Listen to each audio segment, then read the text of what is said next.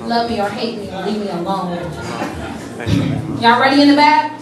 Yes. All right, it's called I'm Not Supposed to Be With You. Hey, smile at me in the front row, I need it. I'm not supposed to be with you because your forehead is lower than mine. What I mean is that you're shorter than me, and I can't get over these shallow depictions of my insecurities. Your height makes me feel insecure in the streets when a 6'4" mandingo of a man approaches and hovers. I clutch my purse and turn to see what your manliness is worth, and you have to look up to me to say, he sure is tall. As my eyes rest on the top of your head because I can see it clear from where I'm standing. When we're standing, I try to buckle my knees ever so slightly, slyly trying to simulate your vertical capacity, telling my shoulders they're capable of hovering over because my buckled knees need their help. And together my joints succeed in deleting an inch or three so our eyes can be leveled when we greet, and I say, hey, baby.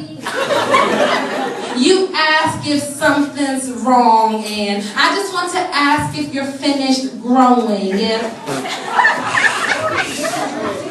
you're sure your ligaments have been stretched to their full potential. We could have had potential if you could kiss me on my forehead while standing flat on your feet, but I know you can't.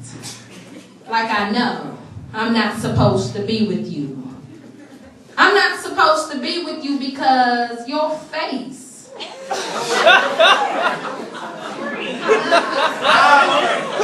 I'm not supposed to be with you because your face looks funny. I know that's not appropriate to express, but I find it stressing me every time you look at me. I mean, look at you.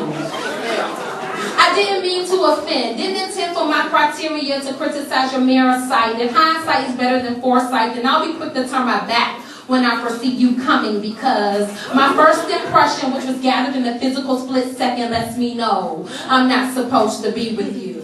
And if you approach me, we can exchange pleasantries. I'll be pleasant when you ask me questions regarding my historical presence. And if I'm hungry, I'll accept your invitation to order dinner and dessert.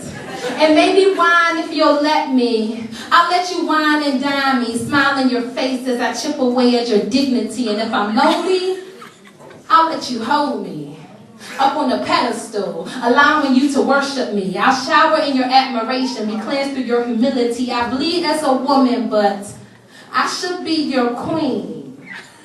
And not the type that adorns your arm, but the one that tramples on your back and leaves thorns in your scars. But they'll be invisible, concealed beneath mild-mannered deceit, polite smiles and blinks. I'll sell you a dream, and you'll ignore every hint that your gut sends to your brain. Your ignorance will be bliss, and I will know I'm not supposed to be with you. I'm trying to tell you, you never had a chance. I'm in search of a predetermined man. I predetermined his laugh. I know it sounds like he has halos in his throat, and the only way they glow is from the sound of my jokes, and the only children he grows are from the eggs in my womb. We are equally yoked. He's 6'2" with a chiseled chin, hands that could cultivate a land, smooth chocolate skin, and he speaks like Denzel in Training Day.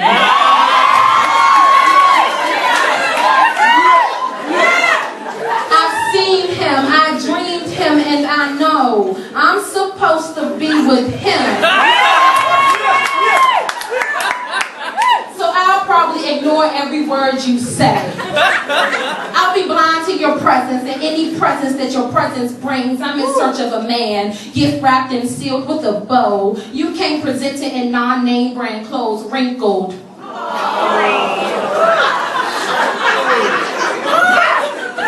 Where was your iron? Your presentation's ironic. My man should be iconic, and you're just con men mixed in the comments, not built. You don't contain the contents. My man has a voice of gold, so I can hear his comments coming a mile away. And since I walked right past you, looked right through you, I hope I'm not supposed to be with you.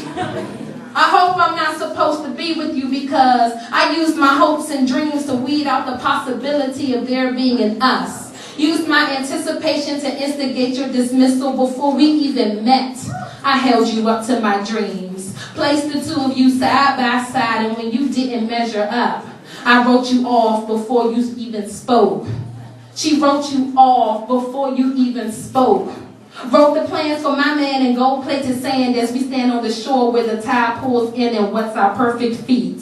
Our perfect feet precedes our perfect bodies, and we use our feet to draw lifelines of shallow love, measured in perfect attraction. See, my man is measured in perfect feet. So how can you be him when you've never had a pedicure?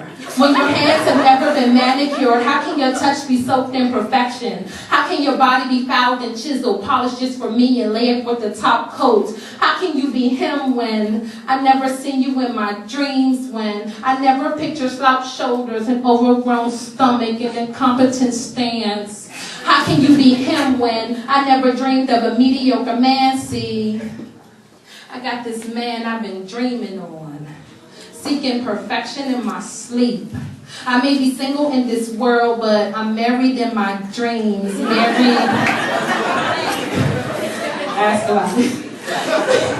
Married to my dreams.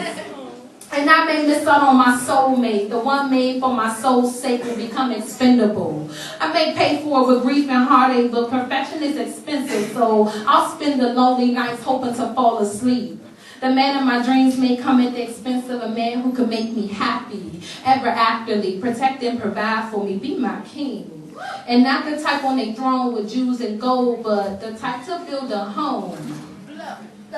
He will be passed over, looked over, because he doesn't meet the bar, because he can't reach the bar. I'll pass him up for what he doesn't look like. I'll give him up for a dream on a lonely night, but what's life without some sacrifice? Because I know I'm not supposed to be with you. Thank you.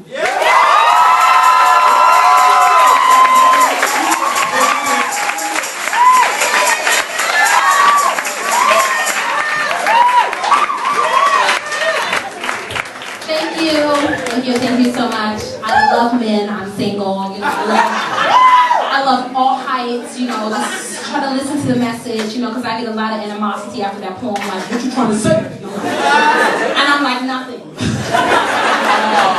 No. Jokes.